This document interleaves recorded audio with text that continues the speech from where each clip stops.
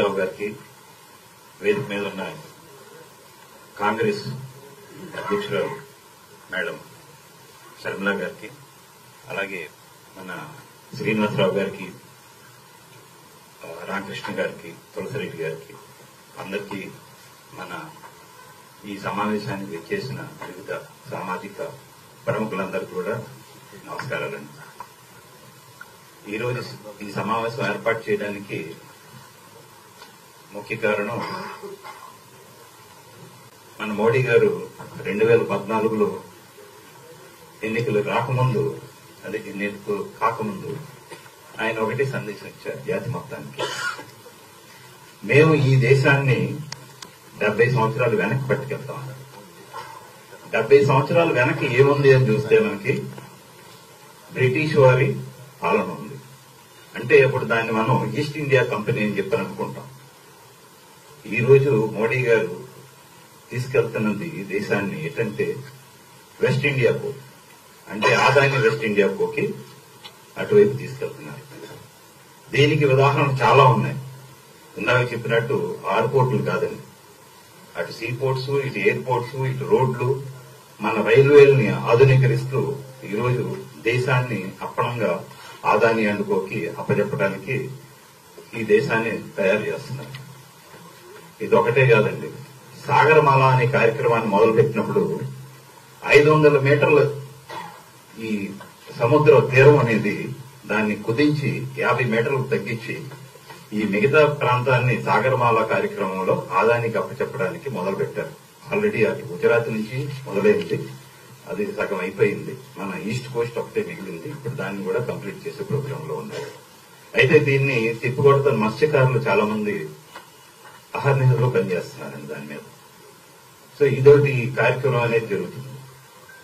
ఇది కాకుండా మన రాష్ట్రంలో ల్యాండ్ టైటిలింగ్ యాక్ట్, అంటే దేశం నుంచి వచ్చింది, దాన్ని జనాల ల్యాండ్స్ ని మనం ఎలా కబ్జా చేయాలని చెప్పి ఈజియెస్ట్ వేలో ల్యాండ్ టైటిలింగ్ యాక్ట్ పెట్టి, దీంట్లో ఈ ల్యాండ్ అనేది ఎవరు కూడా క్లెయిమ్ చేసుకోకపోతే దాన్ని గవర్నమెంట్ తరఫున దాన్ని గవర్నమెంట్ కి అప్పచెప్పే ప్రోగ్రామ్ అనేది జరుగుతుంది.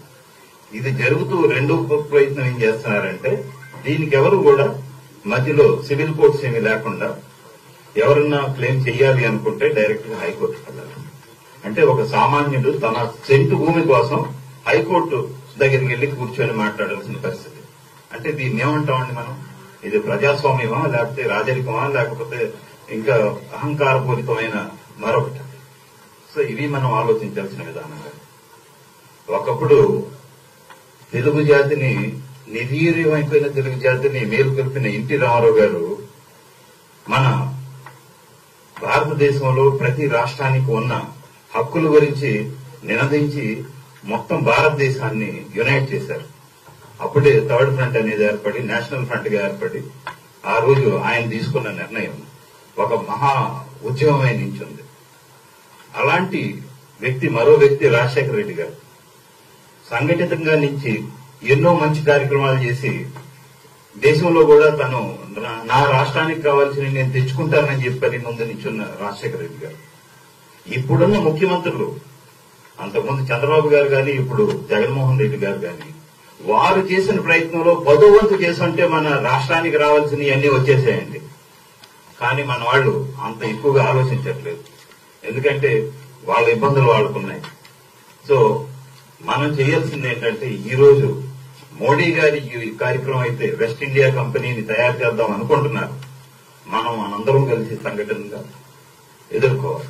అక్కడ ఢిల్లీలో అహర్నిశలో కూడా మోడీతో పోరాడుతున్న కేజ్రీవాల్ గారు ఏ రోజు ఏ పోరాటానికైనా సిద్దమని చెప్పని ఎప్పుడూ నిరూపిస్తూనే ఉన్నారు. దానికోసం ఈ మధ్య ఇండియా కూటమిలో ఆయన భాగస్వామిగా చేరి మనం అందరం కూడా కలిసి చేద్దాము, ఇది భారతదేశానికి అవసరమైన సమయం, మనందరం కూడా ఏకకంఠంలో మనం ఈ మోడీని ఎదుర్కోవాలి, లేదంటే దేశం అనేది బానిసత్వం వైపు మరోసారి వెళ్తుందని చెప్పని అందరికీ ఒక మెసేజ్ ఇది పాస్ చేశారు. మనమందరం ఈ స్ఫూర్తితో ముందుకెళ్లి ఇంకా మనకు కావాల్సిన కామన్ మినిమం ప్రోగ్రామ్ లో ఏమైతే యాడ్ చేయాలో అవన్నీ యాడ్ చేసుకుంటూ మనందరం కూడా సంఘటితంగా ముందుకెళ్దామని చెప్పి, దానికి ఆమ్ ఆద్మీ పార్టీ తరఫున అటు నుంచి ఆంధ్రప్రదేశ్ తీరం మొత్తం మీద